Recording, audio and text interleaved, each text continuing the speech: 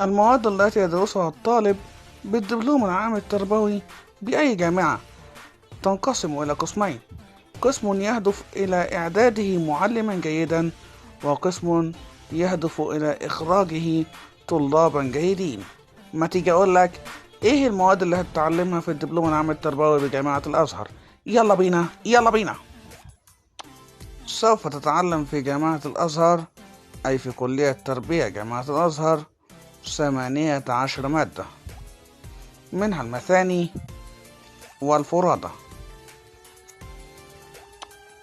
الثنائيات أو المثاني هي المواد التي لها كتابان، وهما مادتان: الأولى علم النفس التعليمي، ولها كتابان: علم النفس التعليمي 1 وعلم النفس التعليمي 2.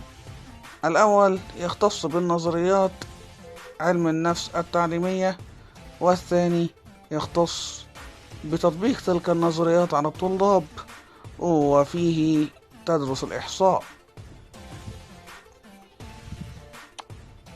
الثانية طرق التدريس، ولها كتابان: طرق تدريس 1 وطرق تدريس 2. الأول تدرس فيه طرق التدريس بشكل عام أيا كان تخصصك، أما الثاني فتدقق النظر أكثر في تلك الطرق وتتخصص فيه. يوجد كتاب لكل تخصص، سواء كان عربي، شرعي، أجنبي، تاريخ إلى آخره. ملحوظة: هذه الكتب الأربعة أو المادتان لهما امتحانان وليس 4 امتحانات. المفردة: 14 كتاب أو مادة. 1.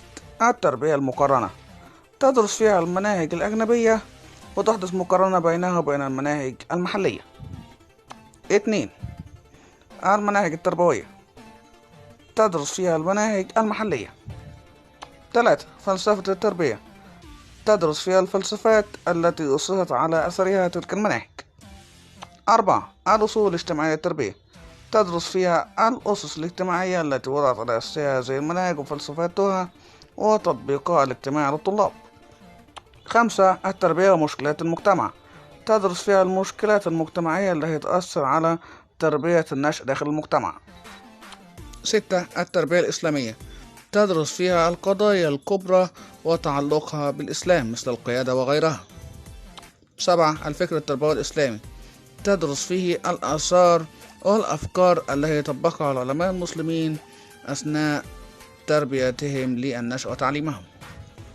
8. تاريخ التربية، تدرس فيه تاريخ التربية، تاريخ الإدارات التربوية على مر العصور. 9. الإدارة التربوية، تدرس فيها الإدارة والتخطيط والنظم الإدارية التربوية، مديريات، وزارات، وهكذا. 10. التربية الصحية، يؤهل فيها المعلم للتعامل مع الإسعافات الأولية وغيرها من الأمور التي تتعلق بصحة الطلاب على المستوى التربوي. 10. علم النفس الاجتماعي، يدرس فيه العلاقة بين علم النفس وعلم الاجتماع من خلال التربية.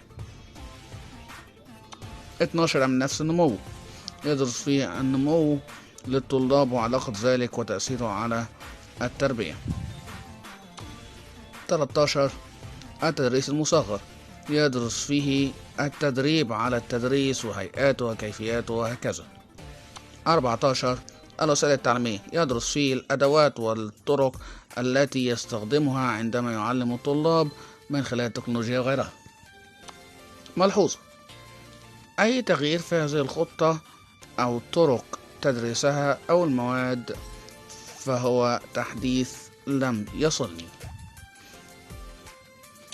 أخيرا، كل هذه المواد شبكة وسلسلة تترابط بعضها ببعض، لا تستطيع أن تأخذ بحلقة دون الأخرى، يستفيد منها المعلم والطالب وتربطهما ببعضهما لكي يتحقق المثلث: مادة، معلم، متعلم.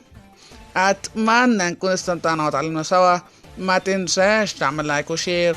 كنتم مع مصطفى حسين.